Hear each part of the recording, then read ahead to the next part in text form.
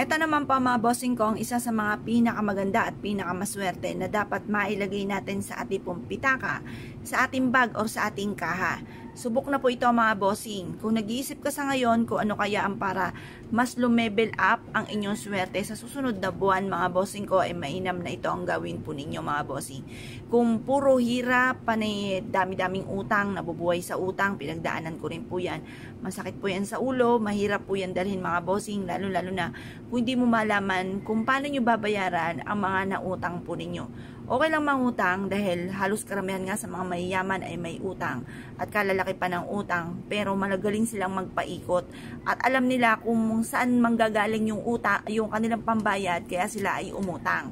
Ngayon pa mga bossing, sa mga gaya natin at hindi natin malaman kung paano natin ito babayaran, mainam na subukan nyo po ito dahil ito po ay makakatulong upang sa ganon mas higit ka na swerte, mas lumevel up ang swerte. Ito pa mga bossing ko ang ating bawang, ang isa sa mga pinakamaganda, pinakamaswerte na dapat ay meron po tayo dahil makakatulong po ito upang sa ganon mas mabilis yung makamtan ko ano man po yung ninanais ninyo. Dati-dati, bagamat alam ko po ito, hindi ko siya ginagawa dahil parang wala akong time. Pero nung dumating na sa talaga sinubok mga bossing ko ng mga pagsubok na dumating po sa amin, dahil parang wala na akong option, wala na akong alam kung paano maaalis yung kamalasan na dumating sa amin mga bossing. Ito lang yung nalalaman ko na napakasimple na pwede kong gawin para swertihin kami. Basta nag-focus lang ako, nag-wish po ako na bigyan lang kami ng isang pagkakataon at hindi ko ito sasayangin at talaga namang lalo ko pang sisipagan mga bossing. At yun nga po mga bossing ko ay naganap mga bossing. Kaya doon din ako naniwala ko nung salitain, ito ay nagaganap.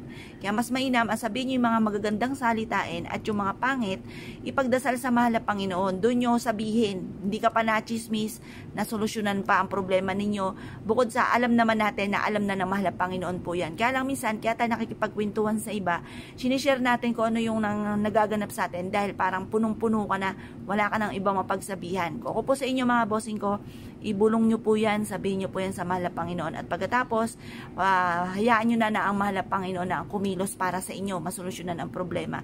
Tapos sabayan nyo rin po ng ganito. Pero syempre mga bossing, kagaya na like ko po sinasabi sa video, kailangan po mga bossing kung gaano kalaki ang pangarap ay ganun din kalaki ang pagkayod. Kasi kahit kung may mga pampaswerteng ganito at hindi ka kakayod at ikaw po ay napakaraming mga pangarap tapos ang pagkayod nyo naman ay panakto lamang, ay panakto lang din ang blessing na darating. Kaya kailangan mga bossing sabay-sabayin po natin ang ganito mga bossing, napag-aralan ko na dapat masipag ka, matyaga, hindi ka nakakalimot magdasal. Tapos sabayan nyo ng mga pampaswerte para kung may mga kamalasan man dumarating ay kaagad natin itong maitataboy, or kung may mga pagsubok man ay kaagad nating pagdadaanan lamang at hindi natin tatambayan. Kasi wala naman tao na walang pagsubok, lahat po ay dumadaan po sa mga pagsubok. Iba't ibang istorya lang tayo ng buhay. Kaya kailangan meron kayong ganito para may pantaboy kayo ng mga kamalasan. Kapag ang inyo pong bawang mga bossing ko ay malambot na, itapon nyo lamang, paltan nyo ulit ng panibago. Mag-wish ka ng mula sa iyong pong puso, ugaliin ang pagsasabi ng mga magaganda, salita ng mga magaganda, pero wag nyo nang i-share sa iba mga bossing ko yung mga nais po ninyo kasi ang masaklap, nasi-share na kontra kagad. May mga tao na hindi pa dumarating ang swerte, nakainggitan ka kagad. Kaya mas mainam, suluhin nyo na lang. Tapos maging positibo ka, maniwala ka na ikaw magiging matagumpay, basta dagdagan nyo palalo ang sipag at tiyaga. Huwag makakalimot magdasal at subukan nyo po ito. Proven po ito na napakaswerte. Kaya kung kayo pinaniwala at nasyo po itong gawin, ay siya mga bossing, good luck po sa inyo po lahat.